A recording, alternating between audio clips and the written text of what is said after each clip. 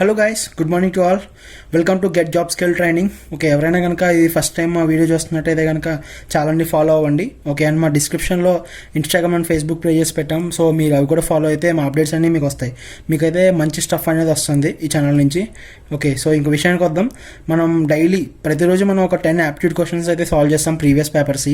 So ఇవి వచ్చే అవకాశాలు ఉండొచ్చు అండ్ ఇవే మోడల్స్ రావచ్చు. Got it? సో సాల్వ్ చేద్దాం. చూడండి, first question. If the wages of 6 men for 15 days be 2,100 rupees, then find the wages for 12 days. It's a very easy question. It's based on chain rule question ఇది. I mean నార్మల్గా కూడా మనం solve చేయొచ్చు. 15 డేస్కి 6 మెన్కి wages 15 డేస్కి 2,100 అయితే 12 డేస్కి wages అంతా అని అడుగుతున్నారు. ఓకే, మనకి యాక్చువల్లీ 6 మ్యాన్ డేటా అనేది మనకు అవసరం లేదు. 15 డేస్ 15 రోజులకి ఎంత 2,100 రూపీస్ అయితే ఓకే, ఒక రోజుకి ఎంత అవుతుంది? 2,100/15 అంతే కదా, ఒక రోజుకి శాలరీ. మనం ఇప్పుడు 12 డేస్కి ఫైండ్ అవుట్ చేయాలి కదా, 12 రోజులకి 12 డేస్కి ఫైండ్ అవుట్ చేయాలంటే 12 ఇంటూ ఒక రోజుకి ఎంత, that means 2,100/15. Okay, so 3 డబుల్లో 4 5s. Okay, ఇది దీనిలో 5 4s 20. ఓకే, అంటే 5 2s 10. దట్ మీన్స్ ఎంత అవుతుంది? 1680 rupees. This are the wages. Okay, ఇది చైన్ రూల్ మీద బేస్ అయిన క్వశ్చన్, బట్ నార్మల్గా కూడా సాల్వ్ చేయొచ్చు. ఓకే, నెక్స్ట్ క్వశ్చన్ ఏంటంటే find the LCM of 2/5, 9/7, 7/13. Okay, నార్మల్గా మనకి only numbers, for example 2 something 8 20 12 ఇలా ఉంటే మనం ఎల్సిఎం ఫైండ్ అవుట్ చేయడం మనకు వచ్చు. బట్ ఇలా ఫ్రాక్షన్స్ ఉన్నప్పుడు ఎల్సిఎం ఎట్లా ఫైండ్ అవుట్ చేయాలి అనేది చెప్తాను చూడండి. సో ఇలా ఫ్రాక్షన్స్ ఉన్నప్పుడు న్యూమరేటర్ అన్నిటికీ ఎల్సిఎం చేయాలి, డినామినేటర్ అన్నిటికీ హెచ్సిఎఫ్ చేయాలి. Okay, so first HCF of 5 7 13 మూడింటికి హెచ్సిఎఫ్ చేద్దాం. హెచ్సిఎఫ్ మీన్స్ ఈ మూడింటికి కామన్గా ఉన్న ఫ్యాక్టర్. మూడింటికి కామన్గా ఉన్న ఏముంది చూడండి. 5 = 5 × 1, 7 = 7 × 1, 13 = 13 × 1. సో మూడింటికి కామన్ ఫ్యాక్టర్ ఏంటి? 1. That's it. So HCF is 1. Got it? ఇప్పుడు ఎల్సిఎం చేద్దాం. 297 మూడింటికి ఎల్సిఎం ఏమవుతుంది? బికాజ్ ఈ 3 డిఫరెంట్ నెంబర్లు కాబట్టి మల్టిప్లై చేయాలి. 2 9s 18, 18 × 7. సో 18 7 చేయండి, 126. Okay, that means 126 LCM. So న్యూమరేటర్స్కి ఎల్సిఎం చేస్తే 126, denominator HCF 1. So 126 is the LCM for these 3 fractions. అర్థమైందా? సో ఇలా మీరు డినామినేటర్కి హెచ్సిఎఫ్ చేయాలి, న్యూమరేటర్కి ఎల్సిఎం చేయాలి. ఓకే, నెక్స్ట్ క్వశ్చన్ చూడండి. Question based on partnership. Okay, Manas got 6,000 rupees and he share out of total profit of 9,000. So ఇప్పుడు మొత్తం ప్రాఫిట్ 9,000, అందులో మనోజ్ షేర్ 6,000. సో చూడండి, మనోజ్ 6,000. ఓకే, నెక్స్ట్ ఇంకొక పర్సన్ ఎవరు? రమేష్. అంటే రమేష్ ఎంత అవుతుంది చెప్పండి? రమేష్ది 3,000 అంతే కదా, మొత్తం 9,000. ఇందులో 6,000 అంటే రమేష్ది 3,000. ఓకే, సో ఇప్పుడు రమేష్ అంటది if Manoj invested is amount 20,000 for 6 months, where Ramesh invested is amount for the whole year. Okay, ఇక్కడ మనోజ్ 6 months ఇన్వెస్ట్ చేశాడు, రమేష్ మొత్తం 1 year ఇన్వెస్ట్ చేశాడు. అయితే ఇతని ఇన్వెస్ట్మెంట్ ఎంతో మనం చెప్పాలి. సో నేను ప్రీవియస్ లెక్చర్స్లో మీకు చెప్పాను ఈ పార్ట్నర్షిప్ మీద. ఒకవేళ చూడకపోతే కనుక పార్ట్నర్షిప్ వీడియో చూడండి, సో దట్ మీకు అర్థమవుతుంది. సో మనం అక్కడ చెప్పిన ప్రిన్సిపల్ ఏంటి అంటే profit equal to, that means profit equal to investment into time. Okay, so అంటే రెండింటి రేషియోస్ తీసుకుంటే ఫర్ ఎగ్జాంపుల్ దీనికి అప్లై చేద్దాం. Profit of Mahesh by profit of Ramesh equal to investment Mahesh into time ఎంత పెట్టాడు by investment of Ramesh into ఎంత time ఉంచాడు. Okay, ఇప్పుడు మన దగ్గర ప్రాఫిట్స్ ఉన్నాయి అండ్ టైమ్స్ ఉన్నాయి. మనం ఇన్వెస్ట్మెంట్ ఎవరిది కనుక్కోవాలి? రమేష్ ఇన్వెస్ట్మెంట్ కనుక్కోవాలి. ఓకే, సో చూడండి, మహేష్ది ఎంత? 6,000 by 3,000. ఓకే, ఇక్కడ మహేష్ ఇన్వెస్ట్మెంట్ అంతా 20,000. ఎన్ని మంత్స్ ఉంచాడు? 6 months ఉంచాడు. ఓకే, ఇప్పుడు రమేష్ మొత్తం హోల్ ఇయర్ ఉంచాడు. Whole year means that means 12 months. Okay, ఈ ఇన్వెస్ట్మెంట్ మనం కనుక్కోవాలి. Got it? So 3 zeros cancel చేయండి. ఇక్కడ 6 6 క్యాన్సిల్. ఓకే, ఇక్కడది 3 4s, ఇక్కడది 4 5,000s, ఇది 20,000 కదా. So investment 5,000. So 5,000 investment Ramesh పెట్టాడు. Got it? సో ఇలా సాల్వ్ చేయాలి. ఓకే, నెక్స్ట్ కూడా in examination 35% of total students failed in Hindi, 45% failed in English. Okay, and 20% in both. Find the percentage of those who passed in those subjects. So already ఇలాంటి type questions నేను ముందే చెప్పాను. ఇలాంటి type questions మనం Venn diagrams use చేస్తే చాలా ఈజీగా అయిపోతాయి. సో వెన్ డయాగ్రామ్స్ ఇది కూడా నేను కాన్సెప్ట్ ఒక లెక్చర్లో చెప్పాను. ఓకే, సో ఎవరైనా కొత్తగా చూస్తుంటే ప్రీవియస్ వీడియోస్లో చూడండి. సో ఇప్పుడు మనం 2 కేటగిరీస్ తీసుకోవాలి, ఒకటి హిందీ, ఇంకొకటి ఇంగ్లీష్. ఓకే, ఇప్పుడు ఇద్దరు కామన్ పార్ట్ ఏంటిది కదా, కామన్ పార్ట్ ఇది.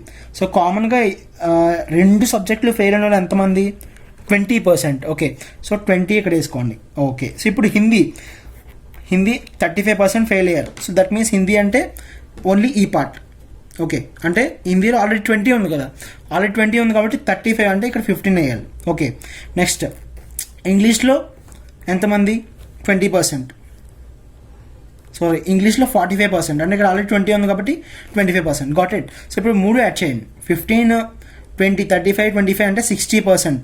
దట్ మీన్స్ 60% ఇదేంటిది, ఫెయిల్ అయిన వాళ్ళు, ఫెయిల్ పర్సెంట్. మనం ఇప్పుడు ఏం కనుక్కోవాలి, percentage of those who passed.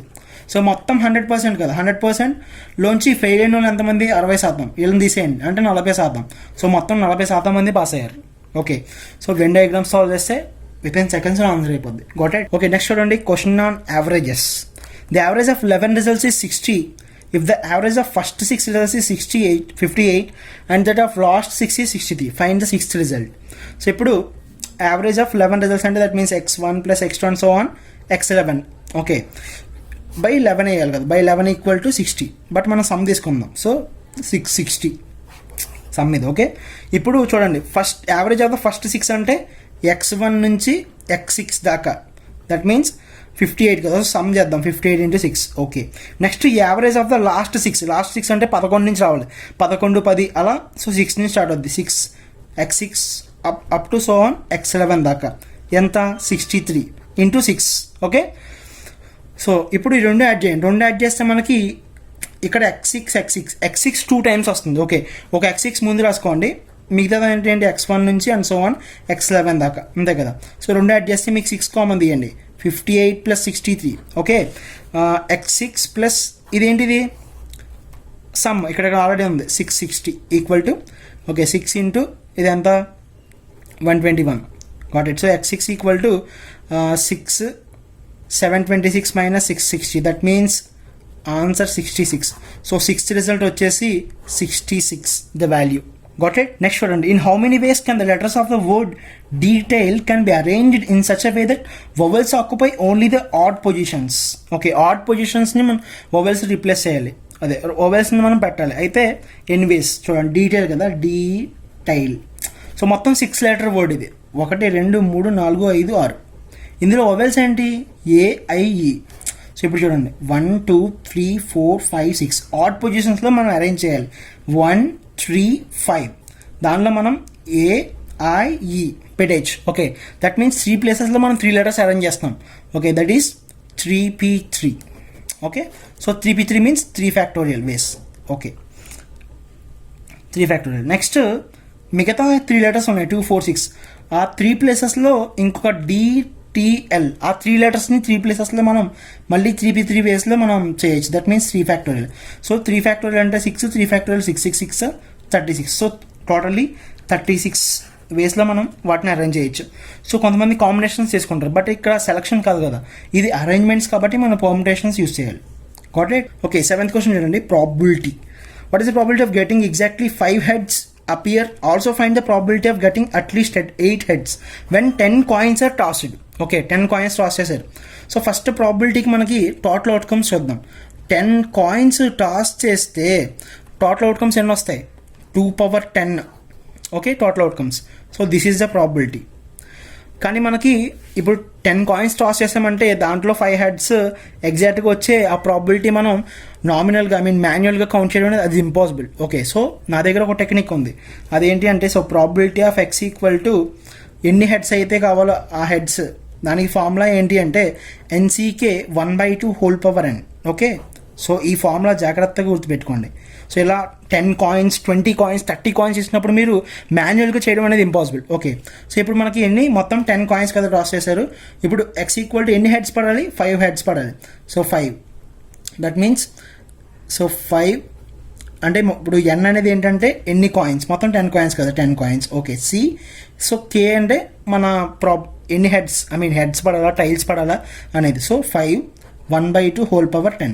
Okay, so 1/2 whole power 10 1/2 power 10. Okay, so 10c5 అంటే 10 into 9 into 8 into 7 into 6 by 5 into 4 into 3 into 2. Okay, so 5 2s, 4 2s 8, 3 3s, got it. 9 6 are 54, so 54 into 7 చేయండి అంటే 7 5 35, 378. Got it. Okay, చూడండి ఇక్కడ 2 3 6 6 6 36, so 36 into 7 that is 252.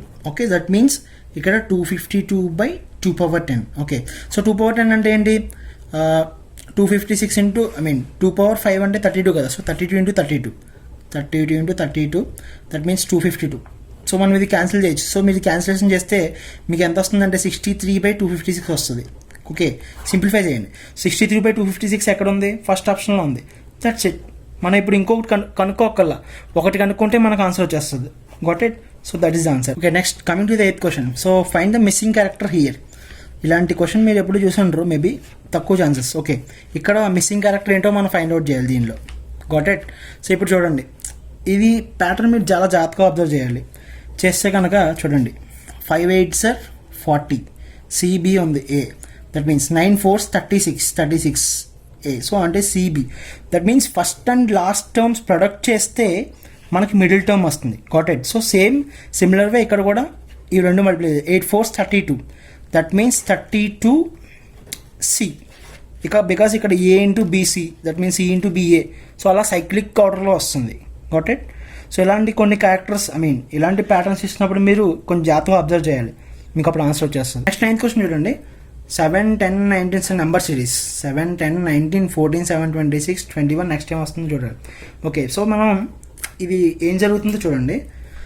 7 10 19, okay, ఇక్కడ దాకా పెరిగింది, మళ్ళీ తగ్గింది, పెరిగింది, మళ్ళీ తగ్గింది. ఓకే, దట్ మీన్స్ చూడండి, ఫస్ట్ ఒక 3 వరకు పెరుగుతుంది, మళ్ళీ అక్కడి నుంచి తగ్గి, మళ్ళీ అక్కడి నుంచి పెరుగుతుంది, తగ్గి మళ్ళీ పెరుగుతుంది. ఓకే, సో ఈ సిరీస్ మీరు అబ్జర్వ్ చేస్తే కనుక 3 3గా తీసుకోండి. 7 10 19. Okay, next 14 17 26. ఓకే, సో జాగ్రత్తగా అబ్జర్వ్ చేయండి.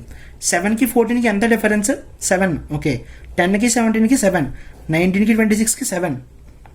మీకు అర్థమైందా? దట్ మీన్స్ నెక్స్ట్ టైం రావాలంటే ఏం చేయాలి, ఇంకో 7 యాడ్ చేయాలి. 14 + 7 21, సో 21 వచ్చిందా లేదా? ఓకే, సో నెక్స్ట్ ఏం రావాలి, 17కి 7 యాడ్ చేయాలి, that means 24. So 24 is answer. ఒకవేళ ఇంకో టర్మ్ అడిగినా మనం చెప్పేయచ్చు 26 + 7 33. ఓకే, బట్ మనల్ని నెక్స్ట్ టైం అడిగారు, so 24 is answer. Got it. కొన్ని సిరీస్లు మనం ఇలా 3 చొప్పున చేయాల్సి వస్తుంది. ఓకే, కొన్ని మనం డైరెక్ట్గా చేయొచ్చు, డిఫరెన్స్ ఎక్కడ ఉంది, ఎక్కడ ఎలా మారుతుంది అనేది చూసి చేయొచ్చు. ఓకే, నెక్స్ట్ చూడండి 10th question. It's very interesting question on pipes and systems. 2 pipes AB can fill a tank in 24 minutes 32 minutes. Okay, 2 పైపులు ఉన్నాయి, 24 నిమిషాలు 32 నిమిషాల్లో నింపుతాయి. Okay, if both the pipes are open simultaneously, 2 పైపులు ఓపెన్ చేశారు. After how much time be should be closed so that tank is full in 18 minutes. Tank మొత్తం 18 minutesలో మనం fill చేయాలి అంటే ట్యాప్ బీని మనం ఎంత టైం తర్వాత క్లోజ్ చేయాలి అనేది క్వశ్చన్. ఓకే, సో ఇలాంటి క్వశ్చన్స్ పైప్స్ అండ్ సిస్టమ్స్ ఇచ్చినప్పుడు మీరు ఏం చేస్తారంటే 24 32 ఉంది కదా, సో ఈ రెండింటికి మీరు ఎల్సిఎం చేయాలి.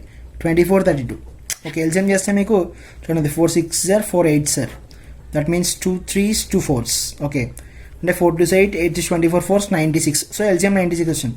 దట్ మీన్స్ ఈ రెండింటికి మీరు ఎల్సిఎం చేశారంటే ఇది కెపాసిటీ అనమాట. దట్ మీన్స్ 96 liters ఆ ట్యాంక్ కెపాసిటీ అని అర్థం. ఓకే, ఇప్పుడు 24 minutes అంటే tap A 4 liters per minute tap A capacity. Next tap B 32 into 3 times, so 3 liters per minute అది కెపాసిటీ. Okay, AB.